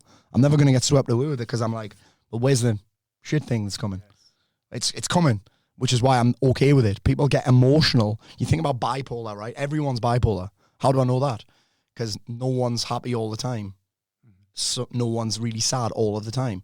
Everyone's like that. When you have bipolar disorder, it just means you're not able to regulate that, right? Same thing with ADHD, right? It's like, it's a spectrum. People 100%. Are like, they go, oh, I've got ADHD because I forget things sometimes. Yeah. Like, all right. Yeah, or you just forget things. Come to my house when you've used the keys 7 times. You can't find your shoes, they're in the fridge. Why are they there? Yeah, but disorder, everyone has bipolar. Because bipolar is just the opposite end of the spectrum. Everyone has the opposite feeling. Everyone has it. Anyone with a disorder is just not able to add order to that. Yeah. Most people just have ordered bipolar. They do. It's order. There's more order to it. That makes sense. So I just don't get carried away when things go good, and I never get too carried away when things go bad. Like I almost expect it to happen. Oh, there's the downside. There's the downside of that. Do you know what I mean? So for example, right now, I've done so many speaking gigs recently, so much comedy, so many events. I've made a lot of money and had a great time, but I feel like shit because I'm fucked. So I've had all this upside. The sales team are fucking crushing it right now. Business is booming. I've got this book deal. We're booking in theatre tours. I'm getting offered fucking speaking gigs with comedy gigs with Bobby Davro, comedy gigs with fucking Clinton Baptiste, all these great comedy gigs, turning them down. I'm getting all these speaking opportunities. I turned one down in Dubai. I'm just getting all these opportunities, and that's great. But the downside is my energy's fucking dog shit at the minute. I can't get over this virus that I've had because I haven't had enough downtime. Yeah. Do you know what I mean? I'm going to Mexico next week for a week. That's the other upside. But then the downside of that is the business is going to be different for a week. The downside of going to Mexico is what? 10-hour flight. Yeah. Going to Mexico is great. 10-hour flight, which is amazing on the way out. Always is. That 10-hour flight on the way back. You know what I mean? So that everything has a downside and everything has an upside. Like, so I just don't get carried away with it too much now. I think there's also a beauty in that analogy of like what's kept me going through this year is knowing that you can never ever know what the future will be like. You never know what the power of the universe is. So something at some point in my life, as long as I keep going and don't do anything silly, will happen that's good. Like we mentioned, I think I'm not sure whether on air, before air, but the maybe opportunities I might have in Miami at the start of the year. Yeah. But there's a big downside to that, isn't there? You already know what that is, which is why I haven't done it yet. Well, I haven't had that chance to yet, so we'll see. No, I haven't had a chance to not do it or do it. But like that could have happened if I was married, and like you mean so that's the upside of that. Yeah. Exactly. So, but is that better than this never happening? And who knows? It's like in that mountain analogy, I could have fallen tripped in the dark side and got to light side and going, well, maybe there would have been some mountain lion on the other side, and I've missed it because I took a little bit longer. You're never going to be able to know whether that could have been better. Yeah, but you never know. So you just got to go. I think the biggest thing, if I look at almost every unpleasant negative emotions, is as a result of unmet expectations. I expected this to be one-sided. Like if I think all anger is unmet expectations. Something didn't meet your expectations. Somebody else didn't meet your expectations. So all anger, all stress, unmet expectations. All frustration, unmet expectations. Like all of those neggy emotions are all the result of unmet expectations. Now, it's not about lowering your expectation. It's just about expecting people to act the way they do. It's not about me. I'm not the main character in anyone else's game but mine. You know what I mean? Like I'm not the main character. So you're raising the expectation of yourself. Yeah, you are. You are. And I expect people to act the way that they do for them. I expect things not to go perfectly. I expect shit might go wrong. I do that on the stage as well. That's why I'm comfortable on the stage. Because I know things could go wrong. That's why I don't get too stressed about it. Fucking hell, I've been in jails where nothing worked. Do you know what I mean? I've been in jails where someone stood up and kicked off in the middle of the fucking talk. But I expect that. So I never get too carried away with it. Now, in the comedy, I expect a bit of heckling. It's fine. I expect to be nervous. You know what I was saying about feeling uncomfortable in this imposter syndrome? Like, I expect to feel uncomfortable, so therefore I don't get too carried away with it. I never get too emotional with it. I'm like, of course I'm uncomfortable. I've never done it before. Of course I'm uncomfortable. I'm telling a new joke. You know what I mean? It's meant to be uncomfortable. So my expectation, it's not lowering expectations, it's just managing them. Just manage them. Okay, I expect things to go wrong. I expect things to go right as well. But when you only expect things to go right, you're fucked. So you mentioned in your story that you had all this external success, but you felt empty. Yes. Do you think that most successful people are coming from this place of just trying to fill a void rather than going towards a purpose? I don't know. I think everyone has a different definition of success. Yeah. I think everyone has a different definition of success. For me, I still like nice things. I mean, I drove a brand new Porsche this morning. I still like nice things. I have an office that's massive. Got upstairs as well. I don't really need it. I've got a nice house. I like nice things. I like flying business class. You know what I mean? But the challenge for me was I've also been broke. I've also had no money. I've been unhappy broke. I've been unhappy successful. I've been happy successful as well. Like, I'm okay with all of it. But actually, it's about how I get paid now.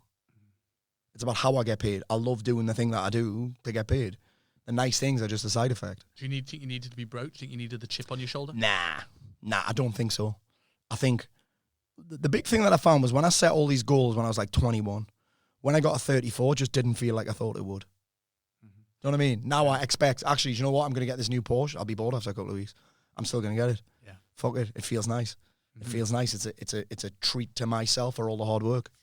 You know what I mean? Like, sometimes like, should I just hand this back and get a fucking Mini?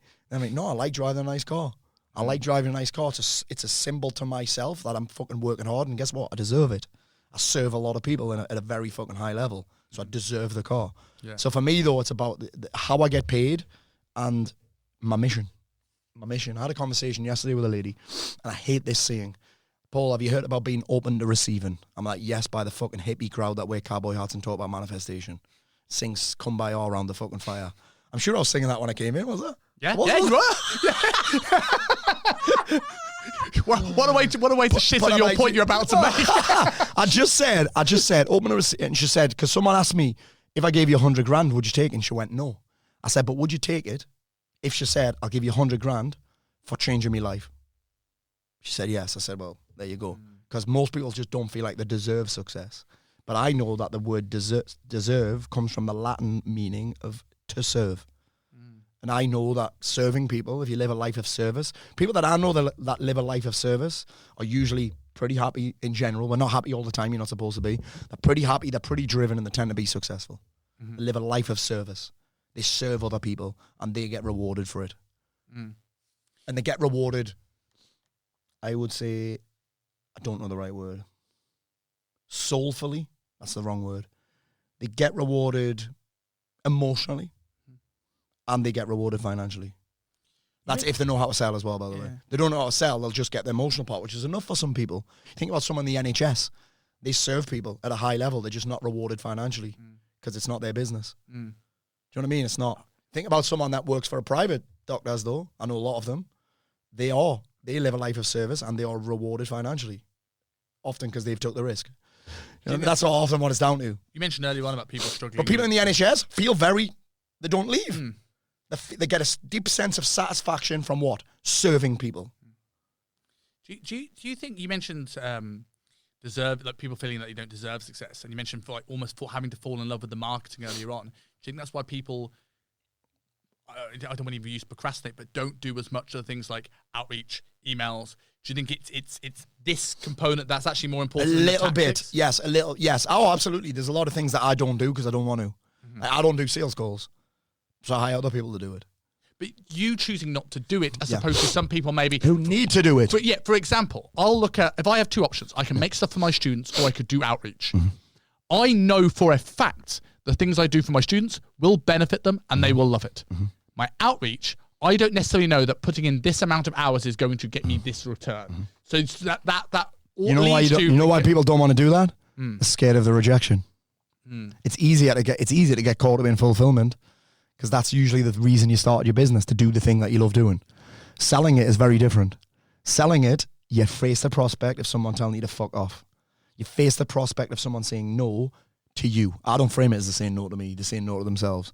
I know that I'm the catch. You know what I mean? I know that my program's life-changing. So if someone says no, I'm like, well, it's not my loss. It's your loss. You know what I mean? So actually, people not doing the marketing and the selling is more to do with their fear. They don't want to get rejected. They don't want to get criticized. They feel icky. They say they feel icky selling. I'm like, you never feel icky when someone buys though, do you? You only feel icky in that initial bit. where you don't know what they're going to say because we take the rejection personally. That's why sales team's so good, because they don't have any emotional attachment to my program. Yeah. They want to get paid, obviously, but they're not bothered about being rejected. They'll just pick up and call the next person. They'll send the next message. You know what I mean? Yes, it's not a knock. It's not a knock on their program. Exactly. I need to. Exactly. They're not calling their baby nasty names. Yeah. You know what I mean? It's not their baby, so they don't give a fuck. It's just it's Paul's baby. Fuck that. I'm not bothered. But that's the reason why people don't do the outreach, because they're scared of rejection. And it's not really rejection, though. It's just someone making a decision that they think's better for them. Or in the sense. And the reason that they're not signing up with you is often because of their fear. It was this constant state of fear. And going back to that North Star thing earlier on, the journaling prompt you have, if you have that North Star, that's feedback. Okay, how do I make sure that their questions they have and their concerns I can answer within my marketing? If you don't have that North Star in that direction, I'm shit. No one's buying. Yes, exactly. People are, Paul, they're shit leads. I'm like, they're not shit leads. So I get this all the time when I'm working with people on their ad campaigns. Like, Paul, I'm just getting these shit leads. I'm like, what makes them not shit? Well, they didn't buy 3 seconds after they discovered who I was. Mate, people take a long time to buy. That's why I love email. That's why you got to keep serving. Like, you're giving up on your leads. It's not them giving up on you. You've given up on them because they didn't buy. But 3 seconds before, they didn't know who you were. And you're expecting them to give you money. Someone that they've never met, which means they can't know you, they can't like you, and they can't trust you. And you expected them to buy straight away. Fuck off. You know what I mean? They're not shit leads. You're just impatient as fuck. But for a man that's been famous for daily emails, other than consistency, because I know that's what you're going to say. Yes. What is the best advice for writing a good email? Asking for a friend, because I, of course, always send my emails. Have fun writing them. If I don't have fun writing it, it's not going out. I love writing. If I wouldn't read it, I wouldn't send it. Have fun writing them. Make them story-based. Make an offer. Most people who send emails don't make offers. Like, what's the point in sending an email? How often should someone make an offer? Every single time? Every time they want to get paid. Guess what? I want to get paid daily. Every single day. I want the tilt to ring in my business every day. And now it's even more challenging because my sales team are on commission. If I don't make sales, they don't get paid. If I don't get calls booked for them, they don't get paid. So I like that pressure, though. I'm like, oh, okay, my marketing now has more purpose because I'm not just feeding my kids, I'm feeding their kids. You get what I'm saying? Like, I like that, though. You can see it from the whiteboard out there. Yeah. This is how many people we want. This is how many people we've got. And the whole team are paid on that. And I've got, there must be, so Sim's not yet, Cass not in yet, there's 4 in here. We've got the sales team. I employ like 9 people now. A lot of people don't know that, still think it's just me because I'm the face. I do the fun part. I do the marketing, and I do the content, and I do the teaching. That's it, and I do the coaching. That's all the shit that I love doing. I don't do any of the shit that I don't like doing. None of it. The only thing that I have to do that I don't really like is PowerPoint slides. And even then, sometimes I'll just do white background, black text, and Connor makes them look sexy. Yeah. That's it. Connor, turn this into something sexy. Yeah. Do you know what I mean? It's I like that pressure, and I like the marketing is just more purpose now because a reel isn't marketing. It isn't marketing. It's a popularity contest. What's the purpose of it? The purpose of a reel is just to get attention, really. But then what happens after that? In case someone like your reel, so fuck. 1 million people have seen it. So fuck what you can do. Retarget them with an ad, or you're going to DM everyone that's seen it and say, hey, I saw it, like my video. Is there anything I can help you with? I'm not doing that. I have somebody else doing that. But I'm like, what's the point in that? What is the purpose of that marketing? Now, this is the shit that allows you to make better decisions with what you're doing. Am I doing that? Okay, well, I'm going to post that. Why? Because it's funny. Okay, cool. What are you going to do after that? People laugh at it. So fuck. And I think so many people just get caught up in business and not a popularity contest. You know what I mean? I can't fly my family to Mexico with likes. I can only fly them there with money. I can't put my daughter in a private school with views on my video. And that's where you need more than a skit, right? Because, say, Ron, skits are great. I love a skit. And you're good at them. Yeah. And you're a naturally funny guy. Yeah. But I come onto your page. I was looking at your page yesterday, and I saw the skit about people taking the piss at you in real life. Oh, real life, right? Trolls in real life. Then the next skit was something about mental health. Yeah. And I'm just like, okay, I would have, if I didn't know who you were, I would have come and found your page through that and stayed for your page through that and then stay further through the email. Exactly. But no, no said there's only a couple there. I'm like, I like making them. That's the thing. I like making them. They're fun to make. That's why I'll do them every now and again. But I'm like, actually now, what benefit is that adding to my team's bottom line? Know what I mean? How am I feeding their kids with that video? And most of those how am I even helping people with that video? And most of those people aren't going to be the people that buy from you. Our mutual friend Rob McGeary had a reel go viral relatively recently. None of them are interested in what he's selling. So, and to the point unless you've got a business like so you'll know I'm good friends with Paul Lima. Paul, in my opinion, makes the best videos on Instagram. Me, my son, there's not a day goes by when he doesn't forward me one of Lima's reels. as if I haven't already seen it. But my son loves him because he's hilarious. But his business is built on video views. Yeah. He's not trying to sell coaching. He's not trying to sell mentoring. His business is built on views. He's running Simon Cowell's Instagram now. How good's that? Brilliant, that, innit? Aye, brilliant, innit? And that's his full-time gig. It's like with people, again, people are trying to be Chris Williamson, but they're playing at it. Yeah. Chris has done 3 podcasts a week for fucking 7 years, 8 years. Right? And they're doing one every 2 weeks and wondering why they're not Chris. Yeah. Like, you're fucking dabbling at it. He's doubled down at it. You're dabbling at it. So don't expect the results of someone that doubles down when you're only dabbling. Same with email. Me, you sent 1 email a week for 6 weeks and you tell me email doesn't work. I've sent 6 a week since 2012. Do you know what I mean? Same. Here's an example I got from that, right? So what I love is I seen an advert from James Smith recently. He's like, email marketer doesn't dead. And I'm like, thank God someone else is saying it. Yeah. The people that say it doesn't work are the people that either don't do it or are fucking shit at it. You know what I mean? It's like people that say jiu-jitsu doesn't work. The only people that say jiu-jitsu doesn't work are people that can't do it.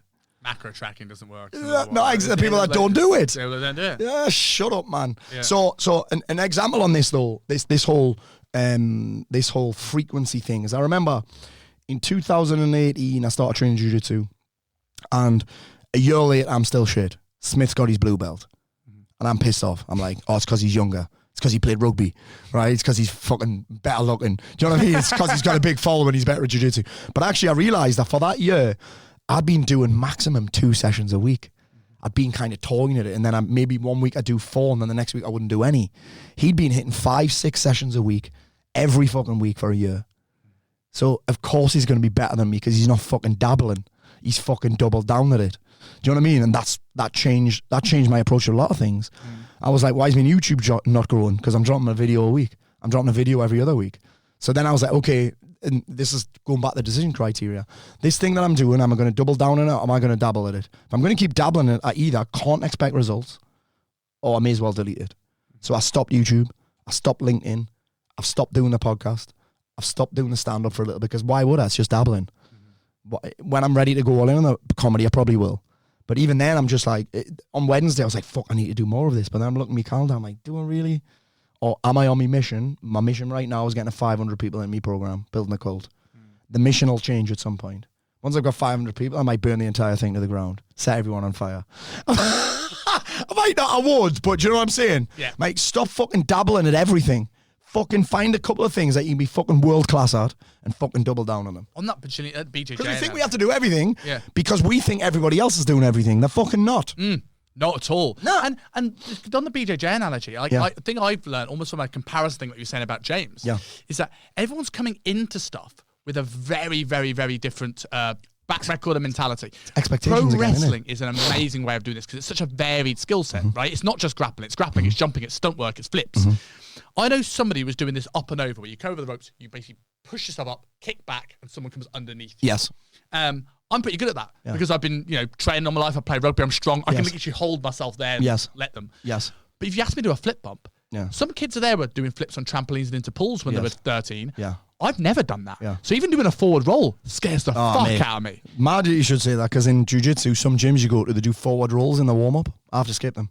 I do one and I feel sick for 5 minutes. Oh, mate, it's just going over my head. I just don't like the idea of being on my neck. I feel sick for 5 fucking minutes. Yeah. So I just don't do it. I'm just doing fucking star jumps on the side. Fucking old man that I am. Yeah. But it's like that's that different thing is realising, like, look, I've got a different set of skill sets. We might get to the same place, but this guy's doing it full time. Yeah, James might do this, and then you might be struggling with this thing here, and then in a year you end up in the same place because he hits the sticking point here, and in that point you've passed that. And there are some situations, Simon, where people just started before you. That's sometimes the only differentiator. I remember I did a seminar again when I first started jiu-jitsu with John Kavanagh, Conor McGregor's coach, and I had a bit of a meltdown. And he said, like, the difference between me and you, he's a black belt, I was a white belt. He said, I just started before you. And he said this saying, it's cheesy as football of it. A black belt is just a white belt that didn't quit. Brilliant. It's dope, innit? That's a dope ass saying. Like, I'm like, fucking hell. But it is. Some people that are further ahead on YouTube, you're like, they started before you. They've been going longer and they've worked harder than you. It's what I was saying before. When I look at the camera, I probably worked harder than you. Because that's the fucking truth. I started before you. I've worked harder than you. I've been more consistent with you. And I probably still will be more consistent than you are now. That's the only difference sometimes. Before It's not that I'm more talented. It's that I've been doing it longer. before I give the closing question of where people find you, if they're coming through my page, so your guys get paid. Yes. You know, I always ask a closing question to everybody. And the reason I ask this is because people will look at, maybe you've followed you for a while and will see the success you've had, and we're still so far away from it. And sometimes it's so good. I think we've done this a lot on the show anyway, but to kind of go, right, we're not perfect. We make mistakes, and you just need to do it longer. All the time. What is one thing you've changed your mind on? This could be business, this could be personal. It's a deliberately vague question. But what is one thing you've changed your mind on?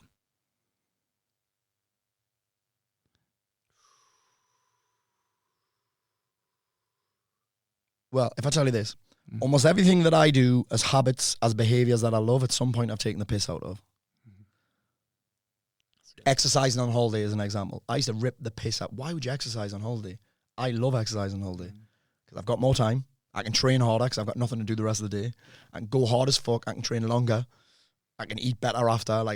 So that's one thing. I'm like journaling for teenage girls, innit? There's another thing. Jiu-jitsu, what? Rolling around the floor with young men with tight clothes on. Change your mind on that. What the fuck are you doing? Meditation for hippies, tree huggers, right? Cold baths, cold ice baths, cold showers for people that think they're hard as fuck. Like, I've changed your mind on so many things. The biggest one is probably just that you have to do shit that you hate all the time to live a life that you love. Probably there's people would maybe call it the hustle culture or the grind culture. I've changed your mind on that. And I love hard work. I think it's necessary. I do think it's necessary. But working very hard on things that you can't fucking stand, for me, is mental. Sometimes you got to think, is it that I don't like it because I'm not very good at it? Or do I just despise even trying to get better at it? Like, if I'm doing things that I hate, I've built the wrong plan. I've got the wrong plan. If I'm constantly doing things that I hate. Because the ironic thing is, Simon, people that build these plans and these strategies and these systems and these fucking ideas, and they fill them full of things that they hate and then hate themselves for not doing it. That's a fucking paradox. I'm like, okay, is there a different way to get that result where it might take longer? In fact, you might not even get the perfect result, but you don't hate the journey. Do you know what I mean? Like, I know that if I wanted to get shredded, I would have to all I'd have to do is get me calories and me protein right and lift weights. Maybe do a bit of and get me step count right. But I fucking hate lifting weights. So why would I build a program where I force myself to do it? So I just train jiu-jitsu where I lift men instead of dumbbells. Just progressive overload. 50 kilo man, 55 kilo man, 60 kilo man. Bench press guys instead of fucking bench pressing a bar with fucking plates on the end. Like, and by the way, but I do still do weight training twice a week. But I was saying to you before we started that when I do the weight training, me guys like, here's how it benefits your jiu-jitsu. So I'm like, I might not get as shredded as I wanted to get, but can I still get lean as fuck training jiu-jitsu? Well, fucking yeah, we can. Do you know what I mean? Like I might not get the optimal result. There's an optimal way to do things, but if that optimal way is a way that you're not going to do, and you know deep down that it's not optimal at all, it's pointless. You know what I'm saying? It's like there would be an optimal way to run my business and build it where I want it, which is not me doing all the coaching. And I always have this question. Do you get what I'm saying? Like, why do I not? I do all of the coaching. Yeah, I have this question I always ask when I was working with clients, and I work with coaches. When I was working with clients, they were like, I really hate this exercise. And the question I always come back with was, do you hate it because you hate the exercise? In which case, fair enough, we'll change it. Or do you hate it because it's hard? Yeah. Because whatever I replace it with will also be hard. Yeah. And I think you can fall in love with hard.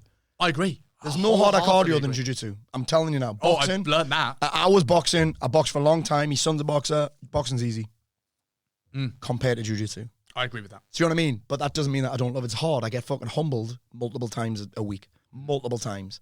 I get brought down off me high horse multiple times a fucking week. I get my ego fucking smashed multiple times a week, right? But I love that.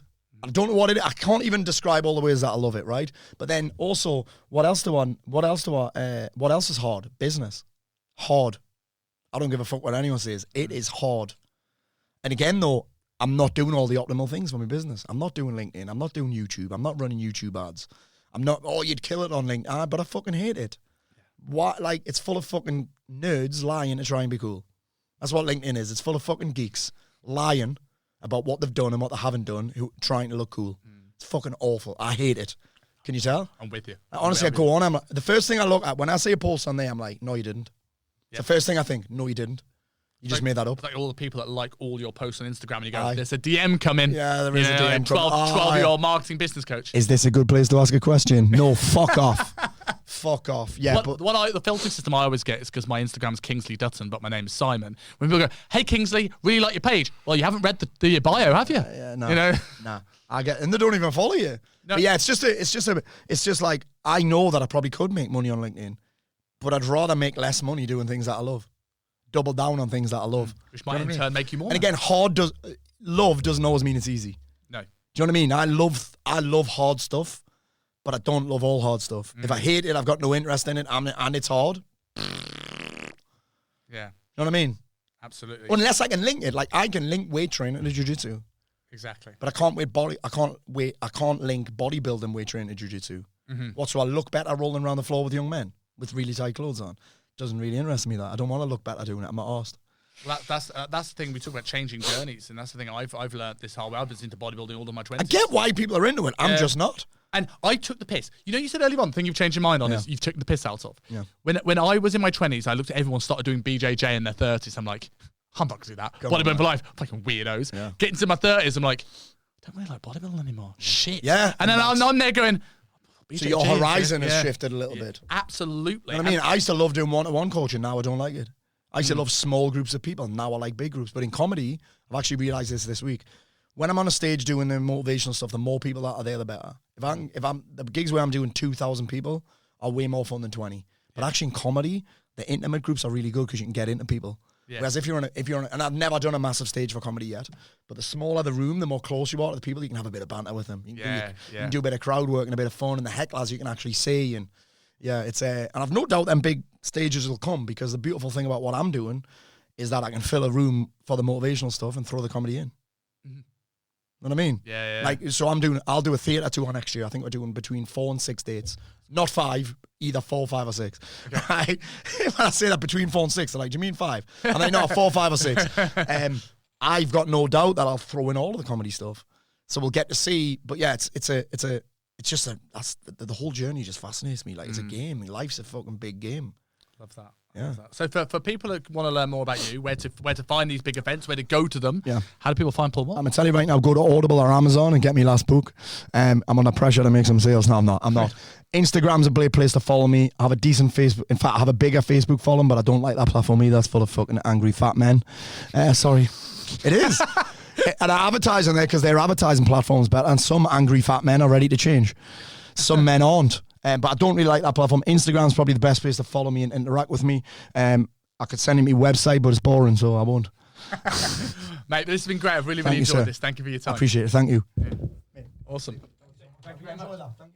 Thank you. Because a lot of these podcasts get a bit fucking bland.